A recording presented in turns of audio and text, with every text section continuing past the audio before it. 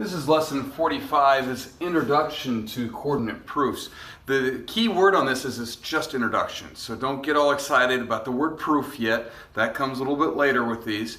But remember what a proof does is it allows us to set up and prove each step on why we can do what we're doing in geometry.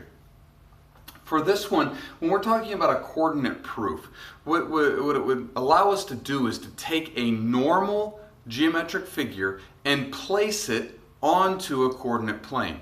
So in other words, there's a convenient way to do this and a non-convenient way to do this. If I said put a square on here and label it, well, technically I could put a square and label each one of these, although that looks like a lot of extra work than what it would need to be. So if I was going to place a square on a coordinate proof, I'd try to put one of the vertices here and one on this, one of the vertices there, like something like that, because that makes it a whole lot easier, because then I've got some zeros I'm working with, and every formula works better with the zero vertices in it. If I wanted to use a triangle, if I, instead of saying, well, place the triangle on the coordinate plane, well, I could do this.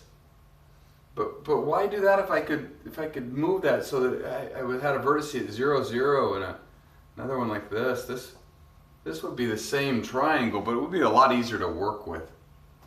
Look at example 3a. You can read through these other examples on your own, but I wanted to jump to this because it is one of a little more difficult. We've gone through a couple of these. A square has a side length a. Place the square on the coordinate plane and label each vertex with the ordered pair. Now, I want you to be very cautious as you do this, very careful, and realize we're going to put one of the vertices at 0, 0, and that's the easy part. That's it. But they said it has a side length of a, so if I laid a on here, it would be a away from here.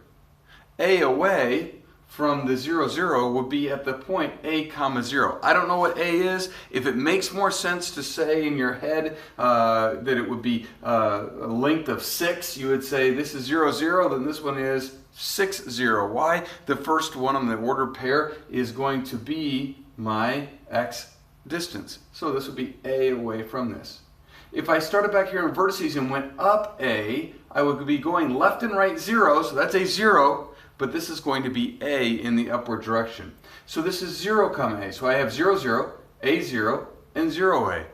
Well, that leaves this last one, and the last one is a this direction and a this way, or a this way and a this way. And that gives me a point that is at a comma a. Don't get too excited about these being difficult or proving it. I can use all sorts of other ways to do this, distance formula or midpoint formula. I can use every one of the other formulas I've used up to this point, but we're going to be using this with placing them correctly on a coordinate plane.